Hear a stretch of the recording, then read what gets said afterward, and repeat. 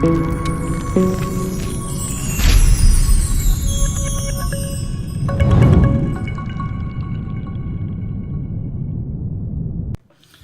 guys, welcome back YouTube. I have another unboxing for you here today. So, had a Friday night auction action that I picked up some coins, collectible coins, and this auction is one that I attend. They're in Florida. They do an online live webcast of their live auction where they have, their attendees there locally. And like Palm Beach here, I think they're in the coast. Anyway, you've seen me with some similar packages to this in the past. I know the reason is you're going to recognize this newspaper from some of my others. They always pack it this way. I like it. They just stuff it in there so stuff doesn't move around too much. And they package the coins pretty well for you. There's some more paper. That's it. So let's take a look first at what we have here in the magic paper envelope. We've got some flips and a receipt. So very cool. Had some collectible stuff this time, and just decided, I had some things I didn't have in my collection that I really wanted to add and I thought were pretty cool, and so you guys are going to get a chance to see them here. They are all kind of unique coins. Some I did have, the price was right. So let's start with this. This is a 1916 S with an obverse mint mark on the front, Walking Liberty. So you can see, you can make out the date at the bottom. It's a legible date. The coin is, not in great condition. It's G, probably at best.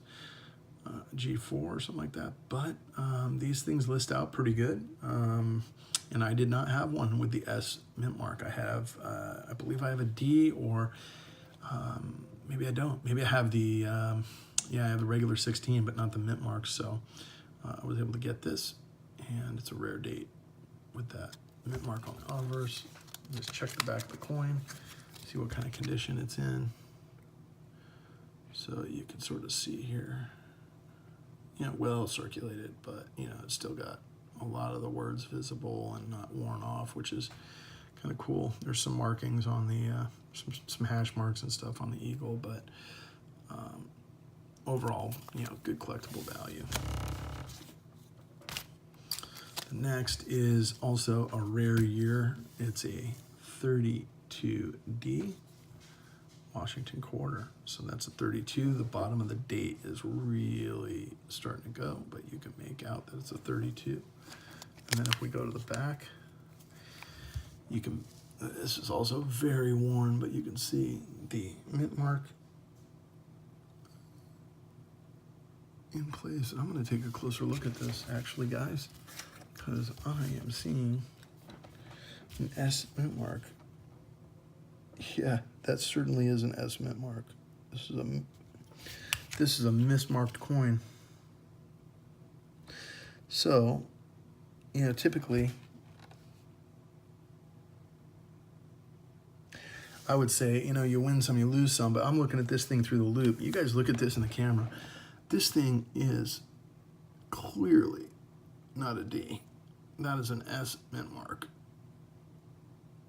All day long, right? Let's see if I can get this thing to focus right on the mint mark.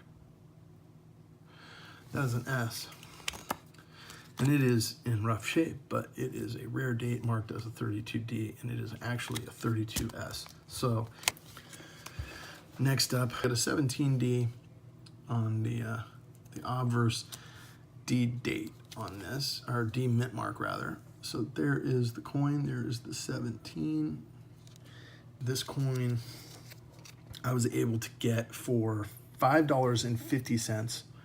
The cool thing about this coin at $5.50 is that the melt value is about is about $6. So it's about 50 cents below the melt value. And on the 17D with the obverse mint mark on this, the book value at just kind of a roached, bottom end, book value on that coin, $25. It's also the lowest of the 17 and beyond, except for the 38D, which was a rare year, and the 21s. Those other than those, going back, the 17D obverse mint mark was the lowest mintage at 765,400 coins minted.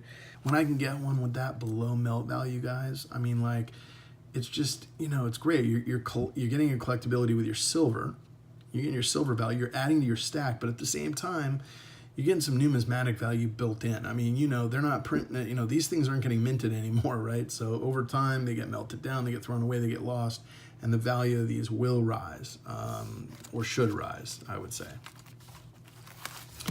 Last but not least, a 1896 S Barber, and it says rare date on there, but you can see that this is a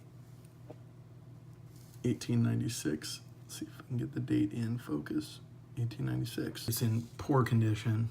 You can make out the date. All the stars and face and facial features, everything are worn, so it's like coal grade almost.